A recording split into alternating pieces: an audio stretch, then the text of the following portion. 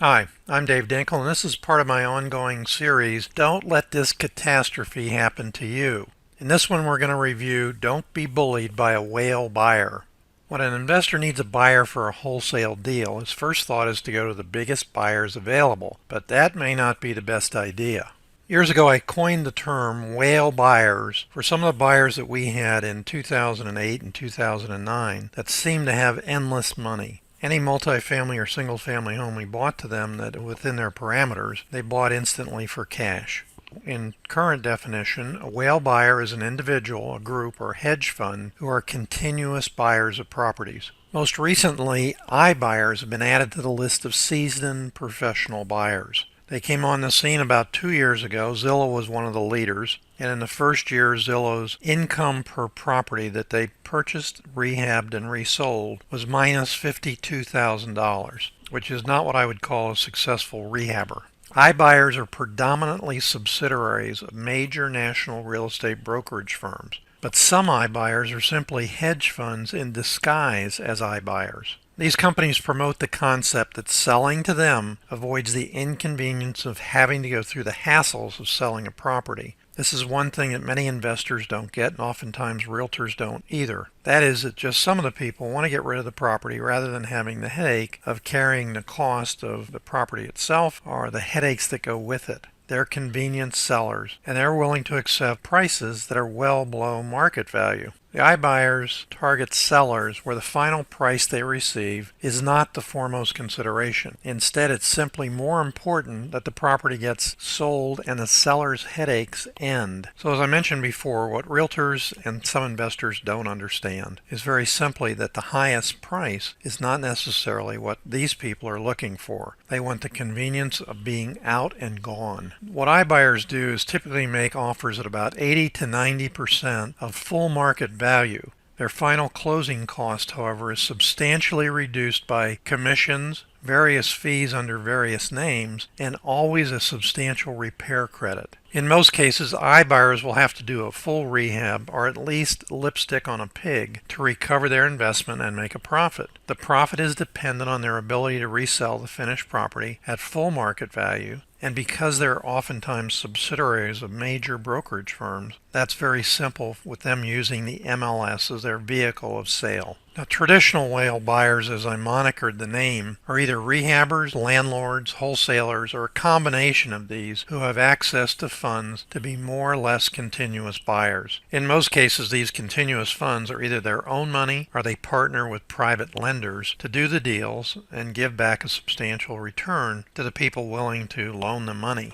I saw a video recently from a national guru on how to rapidly build your buyers list by going to foreclosure auctions and then interacting with the whales who participated at these auctions, although he did not call them whales. The presumption was that these buyers have had to have the cash to close the same day or the following day and were perfect prospects for the investor's buyers list. What wasn't obvious to the host was that these auction buyers are obviously whale buyers and often predatory wholesalers at the same time. I'm sure they're all good guys, but because of their experience, they each know how to work the investors coming to them. They know ahead of time that likely the investors have no other buyers and these investors have a deadline to close on their properties. It might be a better idea to go to the auction and contact these whales about buying their properties, at least to get on their email list if they have one. The properties the whales are buying may be for themselves, which is often the case, or they may be reselling them to their list of investors. Either way, their goal is to make as much money as is humanly possible, which is the name of the game in real estate investing. What most investors don't understand that these whales also have a second source of revenue.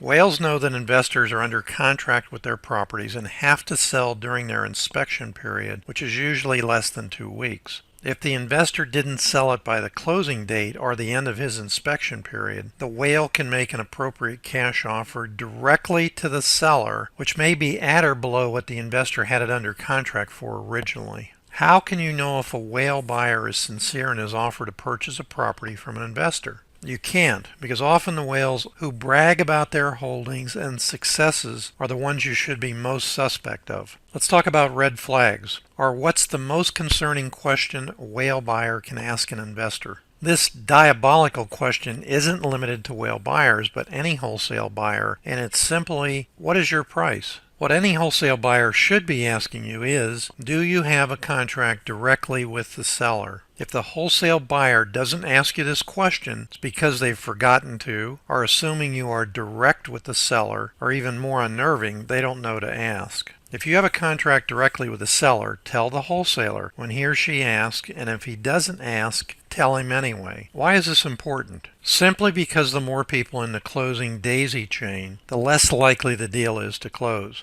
This is especially true when there are assignment contracts into the closing chain. For example, in A to B, B to C, C to D, and D to E closing entities, one or two of those could be assignments, and they can get very complicated. Many new investors learn from YouTube videos that you only need to assign your contract to make money. It's true, and many bird dogs do it day in and day out until the reality hits them that the investor who gets the property makes many times the profit they're making, anywhere from 5 to 50 times the profit that they're making. So what's the difference between bird dogs and whales? Simply experience in dealing with other investors and sellers. Forget that they have the money to close for a moment. The bird dogs can get the money if they plan ahead and they learn to build a large buyer's list and how to use transactional funding for larger profit spreads. You have the option to tell the whale a price that is actually above what you have it under contract for, but make sure you don't lie about having the original A to B contract directly with the seller. If the whale finds out later about your real price, you can explain how you got a repair credit before closing. The more powerful way to control your resale price is to actually close on the transaction itself. This is becoming more and more popular, especially with large spreads.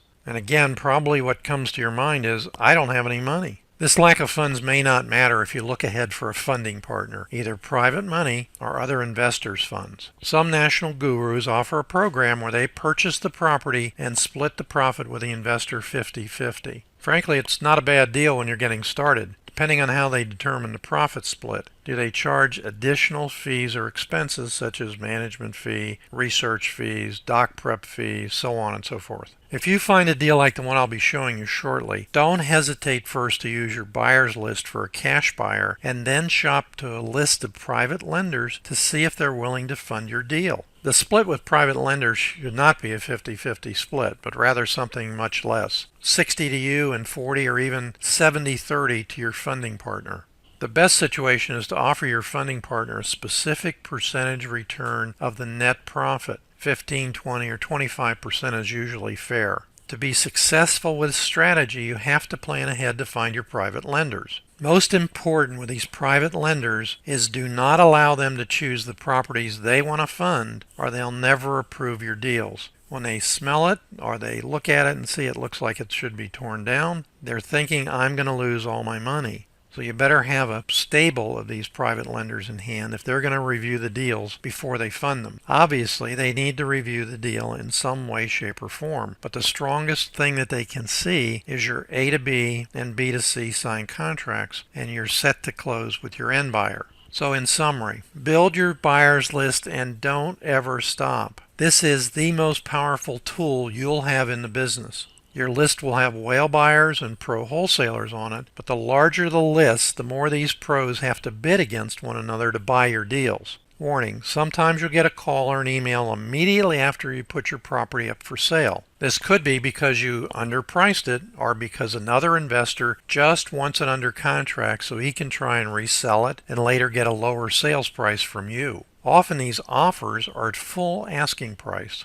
Don't sign the first contract that you get, as this is a common tactic to get your property under contract and then go directly to your seller. Be careful when prospecting for whale buyers or pro wholesalers who have built massive buyers lists, as they are there to make money out of your profit spread. If you're looking at a large profit spread, try to get a private lender to fund it so you can close as soon as possible and have time to properly market it. Closing on it will allow you to do a cleanup or even a lipstick on a pig to get the sales price closer to fair market value. I want to show you an example that's very, very recent. A student got a property under contract about 3 weeks ago for $88,500 and marketed to his small buyer's list. How big should a buyer's list be? He never really told me how big it was. He had done 2 or 3 deals before he became a student, and his profits were, I believe, $1,000, $1,500, and $4,000. And this particular profit he was looking at, as you'll see, was substantially larger than any of those three. But those three were not anywhere near being able to make a living at that size. So what is a good size buyer's list? I remember all too well a student in Polk County, if he's listening, he'll know who he is, was getting deals on a regular basis, selling every one of them for a $5,000 profit. And I kept saying to him, you got to make more money. And he said, yeah, I know, but this guy's kind of a continuous buyer. He's a rehabber here in the county, and that's frankly all he'll pay me. In some cases, he didn't want to pay $5,000. And he's looking to make somewhere between $30,000 and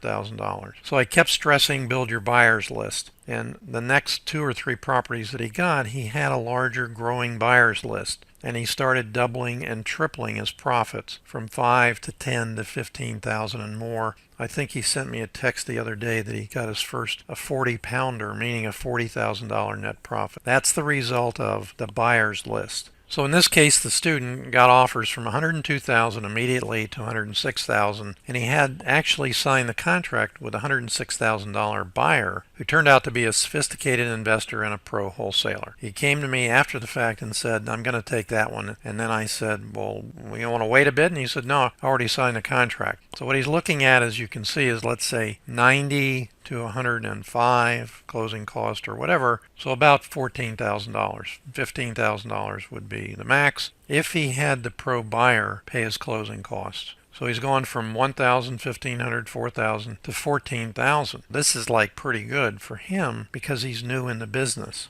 When the student told me what he had done, I said, let's see if he closes. That's because this pro, we found out, had resold it to another end buyer for yet a higher price. So just prior to closing, the pro came back and said his buyer needed more time to close because he wanted to talk to the original seller to negotiate a better price. So what you're setting up here is an end buyer that you don't know is going to go directly to your seller and aggravate them into trying to get a better price. It turned out that this original seller of this property was a very seasoned, I think 30 years plus realtor. She was very savvy, and I had him go back and ask for a repair credit after he got an inspection, and she wouldn't budge on the $88,500 price. And he was very concerned that she was getting aggravated and he might lose the deal. However, the pro never put up his earnest money deposit of $2,500. And when we asked him, he said his end buyer would be putting it up. Now, as it turned out, the second end buyer did put up his $2,500, but it was against the pro's contract and not the student's contract. That makes a substantial difference in what happened.